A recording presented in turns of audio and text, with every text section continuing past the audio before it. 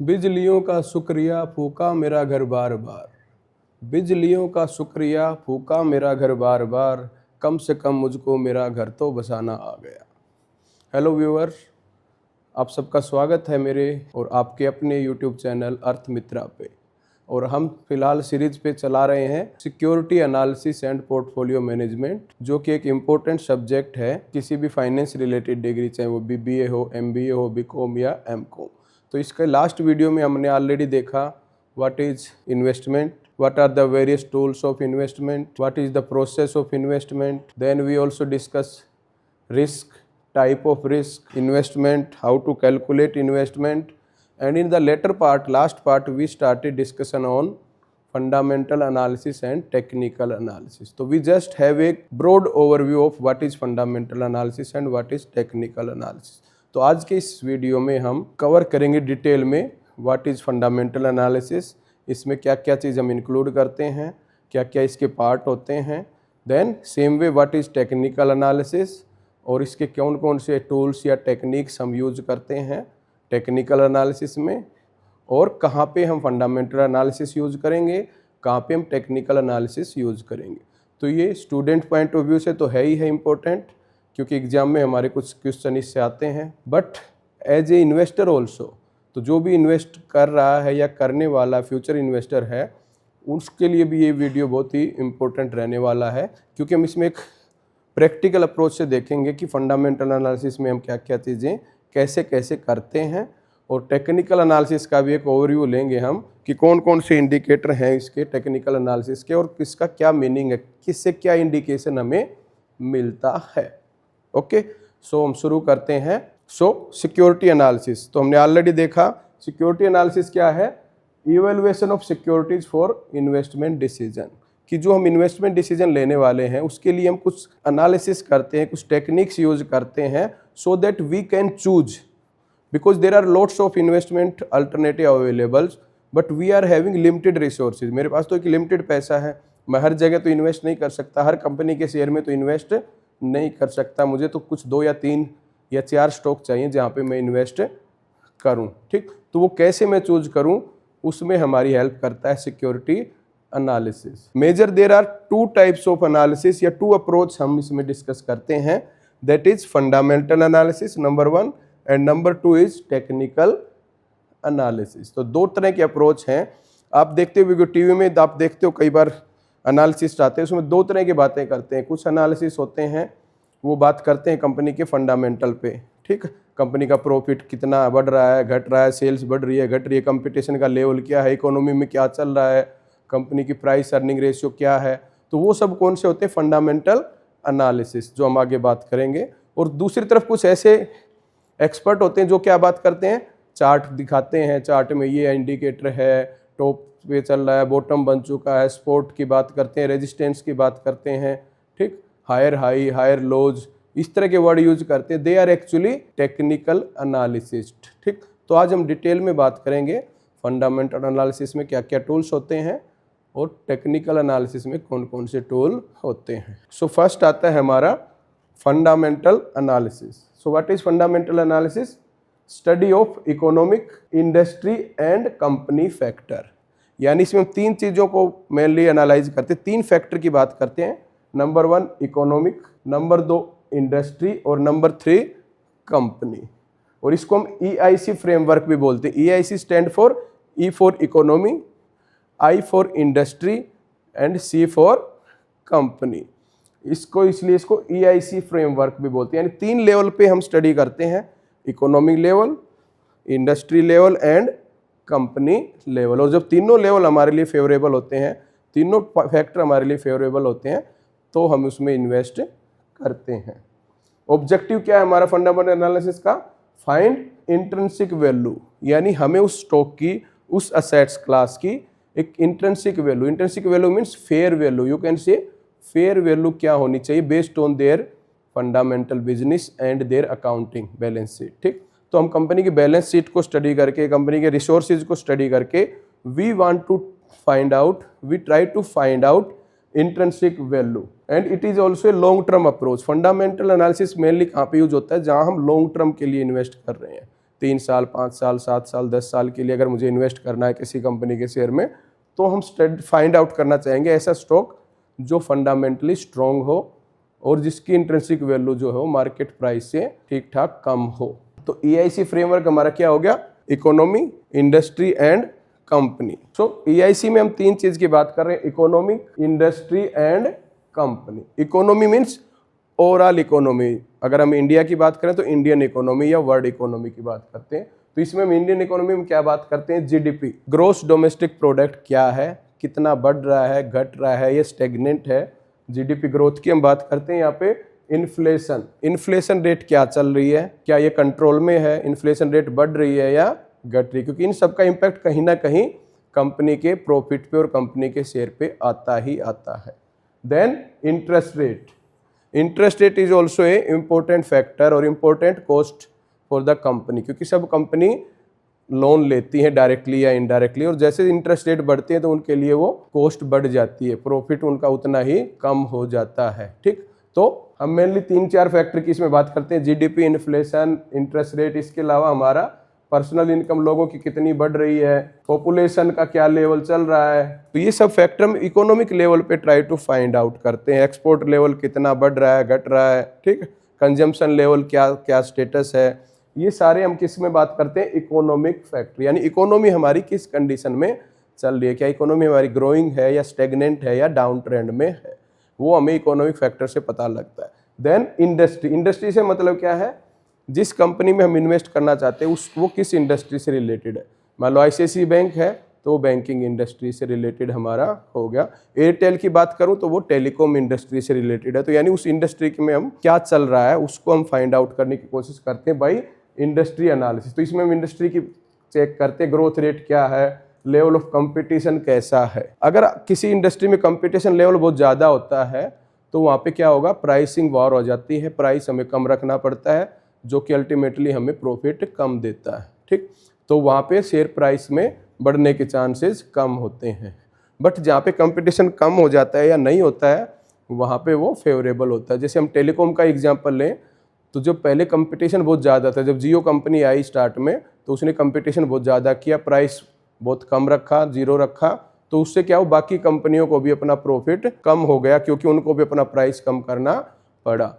तो उस time competition का लेवल हमारे लिए नेगेटिव था टेलीकॉम में। बट बाद में अब क्या हुआ, सारी कंपनी जो है, एक तो कंपनी कम होगी, कंपटीशन कम हो गया और प्राइसिंग उनमें वार नहीं रही, तो आज की डेट में सब ने प्राइस बढ़ा दिए हैं, तो वो उनके लिए सबके लिए फेवरेबल है। तो वो सारा चीज़ हम इसमें देखते हैं, कंपटीशन लेवल क्या है, ग्रोथ रेट क्या चल रहा है, क्योंकि हर इंडस्ट्री की एक ग्रोथ साइकिल होती है, वो मैच्योरिटी स्टेज पे है या डिक्लाइन स्टेज पे या ग्रोथ स्टेज पे है, वो हम यहाँ पे स्टडी करते हैं। तो यहाँ इसमें हम इंडस्ट्री में मेनली हम क्या स्टडी करते हैं, एक तो प्रोडक्ट की क्या स्टेज चल रही है, प्रोडक्ट लाइफ साइकिल जो हम बात करते हैं, और इंडस्ट्री में कंपटीशन का लेवल क्या है, वो सब हम देखते हैं इंडस्ट्री एनालिसिस में। और third, last but not the list, company analysis, यानी जिस कंपनी में हम इन्वेस्ट करने की सोच रहे हैं उसको भी हम प्रॉपरली एनालाइज करेंगे, जिसमें हम क्या देखते हैं, उसके फाइनेंशियल स्टेटमेंट, कितना प्रॉफिट हो रहा है, कितना प्रॉफिट बढ़ रहा है, घट रहा है, बैलेंस शीट क्या है, कितनी एसेट्स हैं, कितनी लायबिलिटीज़ हैं, वो सारी, प्लस हम इसमें कुछ एनालिसिस भी करते हैं, like ratio analysis, comparative statement etcetera हम बनाते हैं। प्लस इसमें हम कुछ क्वालिटेटिव भी देखते हैं, मैनेजमेंट की कैपेबिलिटीज़ क्या है, कॉर्पोरेट गवर्नेंस वहाँ पे कैसा है। तो यानी दोनों फंडामेंटल एनालिसिस में हम दोनों चीज़ देखते हैं, क्वांटिटेटिव फैक्टर भी और क्वालिटेटिव फैक्टर भी। ठीक, तो ये सारा हमारा किस में रहेगा, फंडामेंटल एनालिसिस, EIC भी बोल देते हैं हम, जिसमें economy, industry and company analysis. तो ये सारे फैक्टर को हम एनालाइज करके ये देखने की कोशिश करते हैं कि हमारा कंपनी की क्या ग्रोथ फ्यूचर में हो सकती है और उसका प्राइस क्या होना चाहिए। तो वैल्यूएशन भी हम देखते हैं इसमें। तो फर्स्ट पार्ट में तो हमने क्या देखा, इकोनॉमिक कंडीशन कैसी है, इंडस्ट्री की कंडीशन कैसी है और कंपनी की ओवरऑल कंडीशन कैसी है। ठीक, तो इससे हमें पता लगेगा कि कंपनी में हमें इन्वेस्ट करना चाहिए या नहीं करना चाहिए स्टार्टिंग में। बट सेकंड आता है इवैल्यूएशन, कहीं ऐसा तो नहीं कि कंपनी अच्छी है, शेयर अच्छा है, बट महंगा पहले से ही है, क्योंकि हम इन्वेस्ट किस लिए कर रहे हैं, ताकि कंपनी का प्राइस फ्यूचर में और बढ़े और हमें उससे प्रॉफिट हो। तो हमें ऐसा शेयर खरीदना है, ऐसी जगह इन्वेस्ट करना है जो अच्छा तो हो बट सस्ता भी हो, बिकॉज हम इन्वेस्टमेंट कर रहे हैं। कंजम्पशन के लिए हमें अगर कोई प्रोडक्ट खरीदना है तो हम उसका प्राइस नहीं देखेंगे। बट अगर हमें कोई प्रोडक्ट इन्वेस्टमेंट के लिए खरीदना है या ट्रेडिंग के लिए खरीदना है, मुझे लेकर के बेच के प्रॉफिट कमाना है, तो वो प्रोडक्ट अच्छा तो होना ही होना चाहिए बट सस्ता भी होना चाहिए। तो same thing applicable with stocks या शेयर ऑल्सो। तो हम सेकंड पार्ट भी देखेंगे कि उसका वैल्यूएशन कैसा है। तो वैल्यूएशन के लिए हम मेनली 2-3 रेशियोज की बात करते हैं। फर्स्ट रेशियो होती है PE ratio, price earning ratio. तो इसके नोट्स जो है हम ये पीपीटी भी और इसके कुछ डिटेल्ड नोट्स वर्ड फॉर्मेट में वो हम आपको इस वीडियो के डिस्क्रिप्शन में प्रोवाइड करा दिए जाएंगे, ये पीपीटी भी और वर्ड में नोट्स भी। सो वैल्यूएशन का जो फर्स्ट पॉइंट जो हम चेक करते हैं वो होती है PE ratio, PE price earning ratio या प्राइस टू अर्निंग रेशियो। तो एज द नेम सजेस्ट इसको हम कैसे निकालते हैं, market price of share divide by earning per share, market price of share divide by earning per share. Market price हमें कहाँ से मिल जाएगा, मार्केट से। मान लो मैं एक XYZ लिमिटेड की पी रेशियो निकालना चाहता हूँ, XYZ लिमिटेड मार्केट में चल रहा 1000 रुपीज़ का, तो मार्केट प्राइस कितना हो जाएगा 1000। सेकंड हमें चाहिए earning per share. Earning per share कैसे निकलती है, total earning of the company divide by number of share. तो मान लो किसी कंपनी में 10 करोड़ रुपए का प्रॉफिट हुआ और उसमें 1 करोड़ शेयर है उस कंपनी के, तो 10 करोड़ डिवाइड बाई 1 करोड़ यानी 10 रुपीज उसकी क्या हो जाएगी, अर्निंग पर शेयर। तो पहले हम क्या निकाल लेंगे, अर्निंग पर शेयर, और उसको फिर हम डिवाइड करेंगे मार्केट प्राइस से, तो क्या निकल के आएगा हमारा प्राइस अर्निंग रेशियो। तो नेक्स्ट वीडियो में हम इसके कुछ न्यूमेरिकल भी लेंगे जिसमें डेटा दिया होगा हमें और उससे हम रेशियो निकालेंगे, ठीक। और ये हम ऑलरेडी जो हमारा बेसिक सब्जेक्ट होता है फर्स्ट सेम में अकाउंटिंग फॉर मैनेजर या मैनेजमेंट अकाउंटिंग जो हम पढ़ते हैं उसमें ये सारी रेशियो हम निकालना सीखते हैं। तो ये सारे सब्जेक्ट जो इंटरलिंक्ड हैं, जब तक आपको अकाउंटिंग प्रॉपर नहीं आएगी तब तक आप एक अच्छे फंडामेंटल एनालिसिस नहीं कर सकते, क्योंकि फंडामेंटल एनालिसिस करने के लिए आपको फाइनेंशियल स्टेटमेंट को बनाना और उसको एनालाइज करना होता है, ठीक। तो ये सारी कंसेप्ट हम ऑलरेडी पढ़ भी चुके हैं और नेक्स्ट वीडियो में हम दोबारा भी इसके कुछ न्यूमेरिकल देखेंगे जिसमें how to calculate earning per share and how to calculate P ratio. Second जो इसमें कंसेप्ट होती है that is book value versus market share. हमने कहा था ना कि we want to know the intrinsic value, तो इंट्रिंसिक वैल्यू क्या हो जाएगी हमारी बुक वैल्यू, यानी अकॉर्डिंग टू कंपनी बुक्स या according to company balance sheet उसकी एक प्राइस क्या होना चाहिए अकॉर्डिंग टू बुक्स। तो मान लो किसी कंपनी के पास 5 करोड़ की इन्वेस्टमेंट है, वो असेट्स हैं, और उसके 1 करोड़ हमारा शेयर है, तो 5 करोड़ डिवाइड बाई 1 करोड़ यानी 5 रुपीज उसकी क्या हो जाएगी बुक वैल्यू पर शेयर। यानी आज अगर कंपनी बंद हो तो उसकी बुक्स के अकॉर्डिंगली हर शेयर को कितने रुपए मिलेंगे, सिर्फ 5 रुपीज। तो that is called book value. और एक होता है हमारा मार्केट प्राइस। मार्केट वैल्यू या मार्केट प्राइस मीन्स जो आज की डेट में मार्केट में प्राइस चल रहा है। तो मान लो आज के डेट में उसका मार्केट में प्राइस चल रहा है 4 रुपये और हमारी बुक वैल्यू कहती है 5 रुपये। तो हम इन दोनों को कंपेयर करेंगे, book value versus market value. इससे हमें क्या पता लगेगा, whether share is under valued और ओवर वैल्यूड। तो अगर उसका मार्केट प्राइस बुक वैल्यू से कम है, अगर किसी कंपनी का मार्केट प्राइस बुक प्राइस से कम है, तो हम उसको क्या बोलेंगे, अंडर वैल्यूड, यानी उस कंपनी की वैल्यूएशन अभी अंडर वैल्यूड है, आज नहीं तो कल उसका प्राइस बढ़ जाएगा, ठीक। और अगर इसका अपोजिट है, अगर मार्केट प्राइस जो है ज़्यादा है बुक वैल्यू से, तो ऐसे स्टॉक को हम बोलते हैं ओवर वैल्यूड। ऐसे स्टॉक को हम बोलते हैं ओवर वैल्यूड, यानी उसकी वैल्यू ऑलरेडी ज़्यादा लग चुकी है और फ्यूचर में उसके बढ़ने के चांसेस अब थोड़े कम हो जाते हैं। चांसेस की हम बात कर रहे हैं, exception will always be there. कुछ शेयर ऐसे होते हैं जो ओवर वैल्यूड हैं और फिर भी वो बढ़े जाते हैं, बट वो रेयरली होते हैं। Most of the time over valued share जो होंगे वो उनका ग्रो जो है वो या तो नहीं होगा या बहुत कम स्पीड से होगा। तो हमें ऐसे स्टॉक फाइंड आउट करने हैं फंडामेंटल एनालिसिस से जो अंडर वैल्यूड हो। अंडर वैल्यूड मीन्स जिसका मार्केट प्राइस जो है वो कम हो उसकी वैल्यू से, तभी तो वो फ्यूचर में बढ़ेंगे, क्योंकि आज नहीं तो कल मार्केट को रियलाइज होगा कि ये शेयर अंडर वैल्यूड है, लोग उस शेयर को खरीदना शुरू करेंगे और धीरे धीरे उसका प्राइस बढ़ के बुक वैल्यू के आसपास आ जाएगा। तो हम जितना जल्दी ऐसे शेयर को फाइंड आउट करके खरीद पाएंगे उतना हमें प्रॉफिट के चांसेस हो जाएंगे। तो फंडामेंटल एनालिसिस का मेन फोकस यही होता है कि अच्छे शेयर और अंडर वैल्यूड शेयर ढूंढना और उसमें राइट टाइम पे इन्वेस्ट करना। तो ये सारा हमारा किस में रहेगा, मेनली फंडामेंटल एनालिसिस में, EIC एंड वैल्यूएशन। अब आता है हमारा second part that is technical analysis. Fundamental analysis हमने ऑलरेडी देखा जिसमें फंडामेंटल फैक्टर की बात करते हैं, बट टेक्निकल एनालिसिस से थोड़ा अलग है, या कह सकते हो पूरी तरह अलग है।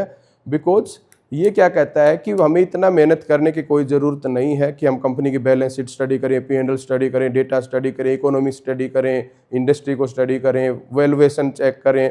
उसकी बजाय ये क्या कहते हैं कि हमें सिर्फ उस शेयर के प्राइस डेटा को चाहिए। प्राइस डेटा क्या है? जब पिछले कुछ सालों का या जब से शेयर लिस्ट हुआ है तो हमारे पास हर शेयर का डेटा अवेलेबल होता है कि किस किस दिन कितना कितना प्राइस था और कितने कितने वॉल्यूम में काम हुआ। वॉल्यूम मींस कितनी उसमें ट्रेडिंग हुई, बाइंग एंड सेलिंग। तो टेक्निकल एनालिसिस क्या करते हैं? उसी डेटा को स्टडी कर। डेटा कौन सा होता है? फंडामेंटल एनालिसिस में डेटा होता है बैलेंस शीट, P&L वगैरह। यहाँ पे डेटा कौन सा होगा? कंपनी के शेयर प्राइस की हिस्ट्री, कंपनी के शेयर प्राइस का डेटा। तो इसमें हम क्या स्टडी करते हैं? Study of price and volume pattern. तो हम डेटा से पैटर्न निकालने की कोशिश करते हैं। पैटर्न से हम ढूंढने की कोशिश करते हैं कि अभी हमारा ट्रेंड कौन सा चल रहा है, अप ट्रेंड है या डाउन ट्रेंड है या साइडवेज है। It is useful for timing. हम कई बार दोनों में डिफरेंस करते हैं तो हम ये कहते हैं कि फंडामेंटल एनालिसिस हमें हेल्प करता है व्हाट टू बाई, क्या बाई करना है और क्या नहीं करना है, जबकि टेक्निकल एनालिसिस हमें बताता है व्हेन टू बाई, कब हमें बाई करना, मीन्स टाइमिंग बताता है कब हमें बाई करना चाहिए, कब हमें सेल करना चाहिए। तो क्यों ऐसा? तो टेक्निकल एनालिसिस की कुछ अजम्पशन है, कुछ बेस है जिसके बेस पे ये सब होता है या कहते हैं कि ऐसा होगा। अजम्पशन क्या है कि प्राइस रिफ्लेक्ट ऑल इन्फॉर्मेशन। तो ये क्या मानते हैं टेक्निकल एनालिसिस वाले कि मार्केट प्राइस में सब कुछ डिस्काउंट हो जाता है, हमें फंडामेंटल फैक्टर को स्टडी करने की ज़रूरत नहीं है क्योंकि वो उसके प्राइस में ऑलरेडी इंक्लूड है। अगर पॉजिटिव न्यूज़ है तो वो इंक्लूड होगी, या नेगेटिव पॉइंट है तो वो भी ऑलरेडी इंक्लूड हो जाता है प्राइस। तो प्राइस को इसमें सब समझा जाए। तो गुजरात में कहावत भी है, भाव भगवान छे, भाव ही भगवान है हमारे लिए, उसी में सब कुछ इंक्लूड है। आपको भाव को अगर पढ़ना आ गया, भाव मीन्स प्राइस को पढ़ना आ गया, तो आप फ्यूचर को प्रेडिक्ट कर सकते हैं, फ्यूचर प्राइस को एस्टिमेट कर सकते हैं। तो ये क्या मान के चलते हैं कि प्राइस ही सब कुछ है और प्राइस में सारी इंफॉर्मेशन ऑलरेडी इंक्लूडेड है, डिस्काउंटेड है। Second, trend persist. पूरा टेक्निकल एनालिसिस ट्रेंड पे डिपेंड है। तो ये क्या मान के चलते हैं कि मार्केट एक ट्रेंड में चलती है। मार्केट ऐसा नहीं कि एक तरफा चलेगी या सिर्फ बढ़ेगी या सिर्फ गिरेगी, ऐसा नहीं है। ट्रेंड होता है जो एक सर्टेन पीरियड तक चलता है और उसको ही हमें फाइंड आउट करने का फोकस इसमें रहता है। एंड थर्ड अजम्पशन जो है वो that is history repeat itself. History repeat itself. तो टेक्निकल एनालिसिस वाले क्या मान के चलते हैं कि हिस्ट्री रिपीट इटसेल्फ मींस जो पहले हुआ है वो ही होगा।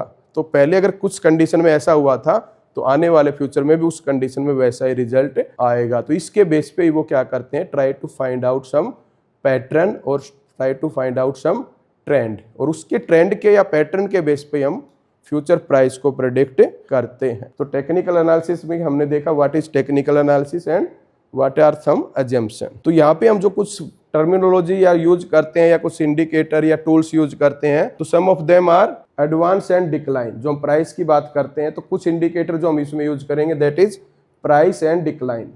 प्राइस एंड डिक्लाइन क्या बताता है? प्राइस डिक्लाइन से मतलब क्या है कि टोटल शेयर में से कितने शेयरों के प्राइस बढ़े हैं और कितने गिरे होने स्पेसिफिक डे।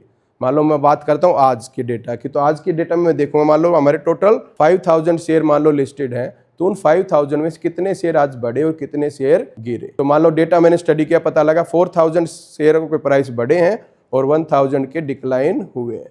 तो इससे मुझे एक ब्रॉड आइडिया लग जाता है कि मार्केट का व्यू कैसा है या मार्केट किस दिशा में जा रहा है। तो जिसका ज़्यादा जोर होगा, जोर मतलब जो शेयर अगर ज़्यादा बढ़ रहे हैं तो इसका मतलब बढ़ने की ट्रेंड में है मार्केट, और अगर ज़्यादा शेयर गिरने वाले हैं तो मार्केट गिरने के चांसेस ज़्यादा है। तो हम इसमें एक पैटर्न देखते हैं that is advance and decline data.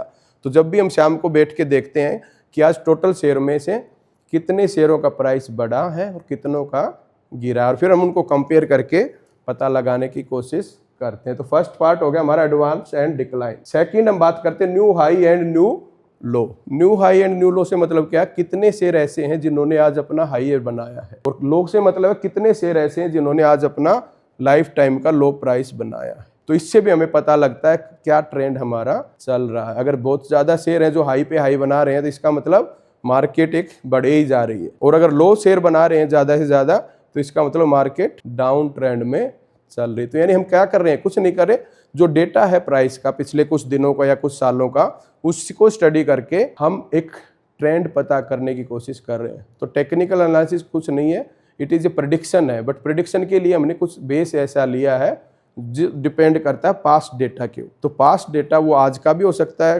पिछले कुछ दिन का हो सकता है, कुछ महीने का हो सकता है, या कुछ सालों का हो सकता है। तो अलग अलग इंडिकेटर अलग अलग टाइम का डेटा यूज करते हैं, but one thing is sure कि पास्ट डेटा के ऊपर ये एस्टिमेशन होता है फ्यूचर का। थर्ड इसमें हम देखते हैं सर्किट फिल्टर। सर्किट फिल्टर क्या होता है कि कितने % प्राइस मूवमेंट होने पे उस प्राइस शेयर का प्राइस जो है बंद हो जाएगा, उस शेयर की ट्रेडिंग क्लोज हो जाएगी। ठीक, तो मार्केट जो एनएससी है या सेबी है वो हर सेक्टर के लिए फिल्टर लगा के रखते हैं कि एक सर्टेन लिमिट के बाद उन शेयरों में ट्रेडिंग या उस इंडेक्स में ट्रेडिंग बंद हो जाती है। ठीक, तो सर्किट फिल्टर भी हम इसमें स्टडी करते हैं। जैसे निफ्टी का अगर हम आज के डेट में देखें तो 10% अगर निफ्टी किसी दिन घट जाती है या बढ़ जाती है तो उस पर सर्किट फिल्टर लग जाएगा और 45 मिनट्स के लिए मार्केट बंद हो जाती है। और अगर 20% से ज़्यादा मार्केट बढ़ जाती है या गिर जाती है स्पेसिफिक डे पे तो उस दिन के लिए काम बंद हो जाता है। अगर किसी दिन निफ्टी 20% डाउन या अप हो जाती है तो उस दिन पूरा दिन और काम नहीं होगा, मार्केट बंद कर दी जाती है। वो सर्किट फिल्टर के हिसाब से होता है। तो ये 3 चीज हम देखा इसमें, advance and decline data, new high and new low data and circuit filter. इन सब से हेल्प क्या मिलती है हमारे? Help to identify the market direction. तो इनसे हमें क्या है, मार्केट की डायरेक्शन पता लगती है कि नियर फ्यूचर में आने वाले ट्रेडिंग डेज में मार्केट के चांसेस क्या हैं, अप ट्रेंड में जाने के हैं या डाउन ट्रेंड में जाने के हैं। इसके अलावा जो सेकंड इसमें मेजर चीज हम देखते हैं दैट इज वॉल्यूम। हमने कहा ना टेक्निकल एनालिसिस में 2 फैक्टर होते हैं, एक होता है प्राइस, एक होता है वॉल्यूम। प्राइस तो प्राइस से पता लग जाए, वॉल्यूम मीन्स कितना काम हुआ, कितनी ट्रेडिंग उसमें हुई है गिवन टाइम में। तो एक होता है कि प्राइस बढ़ तो रहा है बट उसमें बहुत कम ट्रेडिंग हो रही है तो वो इतना इफेक्टिव नहीं माना जाएगा। बट अगर प्राइस भी बढ़ रहा है और वॉल्यूम भी बढ़ रहा है तो वो ज्यादा इफेक्टिव होगा। तो वॉल्यूम क्या करता है? Volume confirm price movement. तो वॉल्यूम क्या करता है? कंफर्मेशन देता है हमें कि आप ट्रेंड है वो सही है या नहीं है, फेवरेबल है या नहीं है, कहीं ऐसा तो नहीं फेक ब्रेकआउट है या है। तो अगर वॉल्यूम भी साथ दे रहा है हमारी प्रेडिक्शन को तो चांसेस जो है बढ़ जाते हैं। तो वो कैसे पता लगेगा हमें? तो 2 चीज हमारे पास है, प्राइस एंड वॉल्यूम। 2 डेटा हमारे पास हो गए, प्राइस बढ़ रहा होगा या प्राइस गिरेगा, इसी तरह वॉल्यूम बढ़ेगा या वॉल्यूम गिरेगा। तो 4 पैरामीटर हमारे बन गए, 2 पैरामीटर प्राइस के 2 हैं और 2 वॉल्यूम के। तो इससे क्या कंफर्मेशन निकलती है? If both price and volume both are increasing या both are in up trend it means it is a strong trend, strong up trend है। अगर प्राइस भी बढ़ रहा है day by day, daily price बढ़ते जा रहा है और डेली वॉल्यूम भी बढ़ता जा रहा है, इसका मतलब फ्यूचर में भी वो ट्रेंड स्ट्रॉन्ग रहेगा, आने वाले काफी दिन तक ऐसा ही चलने वाला है। तो दोनों जगह से कंफर्मेशन मुझे मिल गया, प्राइस भी मेरा डे बाय डे बढ़ता जा रहा है और वॉल्यूम भी बढ़ता जा रहा है, it means it is a strong trend. But अगर प्राइस तो बढ़ रहा है धीरे धीरे बट वॉल्यूम गिरने लग गया या वॉल्यूम स्टेगनेंट हो गया, इसका मतलब ट्रेंड तो है बट वो ट्रेंड क्या हो चुका है? वीक हो चुका है। यानी लोगों ने अब खरीदना या तो कम कर दिया है या बंद कर दिया है। तो इसका मतलब नियर फ्यूचर में जो प्राइस बढ़ रहा है ये किसी भी दिन प्राइस बढ़ना रुक जाएगा या हो सकता है प्राइस गिरना भी शुरू हो जाएगा। तो यानी वॉल्यूम हमें अर्ली सिग्नल दे देता है कि नियर फ्यूचर में क्या होने वाला है। तो अगर आप सिर्फ प्राइस देखते रहेंगे तो कई बार आप गलत डिसीजन ले सकते हैं। तो हमें दोनों चीज को स्टडी साइड बाय साइड करना होता है, प्राइस को भी और वॉल्यूम को भी। ठीक, अगर दोनों सेम डायरेक्शन में जा रहे हैं तो वो हमारे लिए वेल एंड गुड होता है, इसका मतलब कंफर्मेशन हमारी डबल हो जाती है। दोनों अगर वाइस वर्सा चल रहे हैं तो ऐसे टाइम में हमें कुछ टाइम के लिए उस स्टॉक से दूर रहना चाहिए, उसमें ट्रेडिंग नहीं करनी चाहिए। अगर दोनों मिसलीडिंग है, एक प्राइस बढ़ रहा है वॉल्यूम गिर रहा है या उल्टा है प्राइस गिर रहा है वॉल्यूम बढ़ रहा है, तो हमें उस कंडीशन में थोड़ा फर्दर स्टडी करने की जरूरत है। बट अगर दोनों सेम डायरेक्शन में जा रहे हैं तो बिना सोचे हम उसमें आगे बिना एनालिसिस के भी इन्वेस्ट करेंगे या ट्रेड करेंगे तो चांसेस ऑफ सक्सेस ज़्यादा। चांसेस वर्ड हम बार बार यूज कर रहे हैं क्योंकि टेक्निकल एनालिसिस कोई भी 100% सही हो ऐसा जरूरी नहीं है।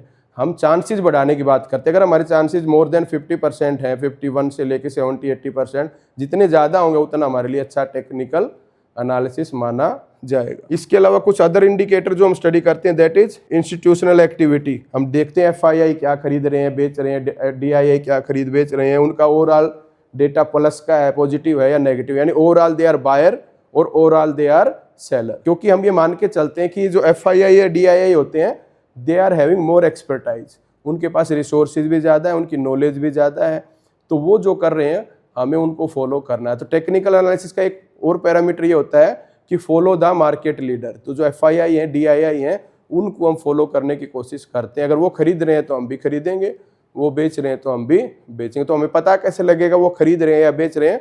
वो हमें टेक्निकल एनालिसिस का जो डेटा है, यानी मार्केट का जो डेटा है प्राइस और वॉल्यूम का, वो यहाँ से ही हम फाइंड आउट करने की कोशिश करते हैं। और ये ऑलरेडी अवेलेबल है, पब्लिकली अवेलेबल है, यानी मार्केट में कोई छिपा नहीं सकता है कि आज उसने क्या खरीदा या क्या बेचा। शाम को NSE की साइट पे डेटा आ जाता है कि FII ने क्या, कितने का माल खरीदा, कितने का बेचा, DII ने कितना खरीदा, कितना बेचा। हमें जस्ट इतना करना है, उस डेटा को डाउनलोड करना है और उसको एनालाइज करने की ज़रूरत है, और उससे हम फाइंड आउट करने की कोशिश करते हैं कि ये जो FII और DII ये किस डायरेक्शन में जा रहे हैं, और हम भी उसी डायरेक्शन में जाने की कोशिश कर सकते हैं। तो एक मेजर जो हमारा रहता है वो इंस्टीट्यूशनल डेटा, और इन सब के बेस पे ही हम फ्यूचर को प्रेडिक्ट करने की कोशिश करते हैं, फ्यूचर डेटा कुछ फाइंड आउट करने की कोशिश करते हैं। तो यानी टेक्निकल एनालिसिस में हम मेनली किसकी बात करते हैं? Data, data, data and data. But data कौन सा? शेयर मार्केट का डेटा, जो पिछले साल या पिछले दिनों का प्राइस एंड वॉल्यूम का डेटा, और उससे हम कुछ फ्यूचर ट्रेंड पता लगाने की कोशिश करते हैं। यहाँ पे हमारा जो टूल्स जिस पे हम अप्लाई करते हैं, वन इज चार्ट। चार्ट क्या है? कुछ नहीं है, जो प्राइस और वॉल्यूम का डेटा है उसको हम ग्राफिकल फॉर्म में प्रेजेंट कर देते हैं, तो वो बन जाता है हमारा चार्ट। क्योंकि चार्ट दिखने में अच्छा लगता है और समझने में आसान है। डेटा मैं देखूंगा बहुत सारा तो समझ में नहीं आएगा, बट चार्ट को मैं एक बार देख के बता सकता हूँ कि पिछली बारों में प्राइस क्या रहा है, प्राइस बढ़ रहा है या घट रहा है। तो हम इसमें अलग अलग तरह के चार्ट यूज करते हैं, जैसे line chart, bar chart, candle stick chart, जो सबसे पॉपुलरली यूज है। कैंडल स्टिक के फॉर्म में इसमें चार्ट बनता है, और पॉइंट एंड फिगर चार्ट। तो चार्ट क्या है? पिछले सालों का जो डेटा है, पिछले दिनों का जो डेटा है, किसका डेटा? शेयर प्राइस के मूवमेंट का प्लस वॉल्यूम का, उसको हम चार्ट के रूप में कन्वर्ट करते हैं। जैसे ये हमारा एक चार्ट है, लाइन चार्ट। तो ये हमें देख के ये पता लग रहा है कि यहाँ पे जून में प्राइस डाउन गया था, उसके बाद धीरे धीरे करके वापस ऊपर आ गया था, फिर वापस जुलाई में डाउन चला गया, अब वापस चला ऊपर है। तो इसको देखकर हम बता रहे हैं ना, हर एक महीने में ये नीचे आता। तो अब जैसे अगर इसका मुझे अगर एक प्रेडिक्शन करना हो तो मैं बता सकता हूँ कि अब ये वापस नीचे आने के चांसेस अगस्त में दोबारा है। तो इस तरह हम चार्ट को देख करके एनालाइज करने की कोशिश करते हैं। ठीक, तो डिटेल वीडियो जो आएगा हमारा नेक्स्ट, उसमें हम डिफरेंट चार्ट को डिटेल में स्टडी भी करेंगे, कुछ लाइव चार्ट भी लेंगे जो इंडियन स्टॉक मार्केट के, और उसको हम फाइंड आउट करने की कोशिश करेंगे। तो एक हमारा हो गया चार्ट। सेकंड, हम इसमें कुछ इंडिकेटर यूज करते हैं। तो one of the indicator is moving average. इसके अलावा भी हमारे कुछ होते हैं, RSI है, स्टोकेस्टिक्स वगैरह है, बट मूविंग एवरेज है जो हम प्रॉपरली यूज करते हैं। तो मूविंग एवरेज भी क्या होता है? It is show the smoothness of pricing data and identify trend direction. तो कोई भी इंडिकेटर हो, चाहे इंडिकेटर क्या, नाम से ही पता लग रहा है, इंडिकेट, इंडिकेटर मीन्स जो इंडिकेट करता है। इंडिकेट किसको करेगा? प्राइस ट्रेंड को। ट्रेंड क्या होगा? या तो अप ट्रेंड के चांस होंगे या डाउन ट्रेंड के चांस होंगे। तो कुछ इंडिकेटर हम यूज करते हैं, क्योंकि इंडिकेटर क्या होते हैं, समझने में आसान होते हैं, और एक वो क्लियर कट व्यू दे देते हैं। अगर मैं सिर्फ चार्ट को देखूंगा तो हो सकता है एक चार्ट को देख करके कुछ लोगों को लगे कि प्राइस अप ट्रेंड में है, कुछ लोगों को लग सकता है साइडवेज है, और कुछ लोगों को हो सकता है लगे डाउन ट्रेंड है। बट इंडिकेटर अगर हम प्रॉपरली फॉलो करते हैं तो हमारा रिजल्ट एक ही आएगा, या तो अप ट्रेंड आएगा या डाउन ट्रेंड आएगा। इनको भी हम डिटेल में स्टडी करेंगे नेक्स्ट वीडियोज़ में, कि मूविंग एवरेज क्या होता है, कैसे कैलकुलेट होता है, और कैसे हम इससे आइडेंटिफाई ट्रेंड को करते हैं। ठीक, तो आज की वीडियो में हमने देखा स्लाइटली डिटेल में व्हाट इज़ फंडामेंटल एनालिसिस, इसके कौन कौन से टूल्स होते हैं, कहाँ पे हम इसको यूज़ करते हैं, और कैसे इससे हम प्राइस की इंट्रिंसिक वैल्यू पता करते हैं। और टेक्निकल एनालिसिस में हमने देखा व्हाट इज़ टेक्निकल एनालिसिस की क्या एजम्पशन है, और कैसे हम ग्राफ को स्टडी करते हैं, और कब टेक्निकल एनालिसिस यूज करेंगे। ठीक, तो नेक्स्ट कमिंग वीडियो में हम कुछ लाइव डेटा के द्वारा देखेंगे how to do fundamental analysis and how to do technical analysis. तो तब तक बने रहिए चैनल के साथ, और अपने कमेंट्स देते रहिए, और अपनी राय देते रहिए चैनल के बारे में, वीडियोज़ के बारे में, और आपकी क्या सजेशंस हैं, किस तरह का वीडियो आप चाहते हैं। ठीक, तो चैनल के साथ बने रहिए, इसको लाइक करते रहिए, सब्सक्राइब करते रहिए। तो मिलते हैं नेक्स्ट वीडियो में। Thank you everyone.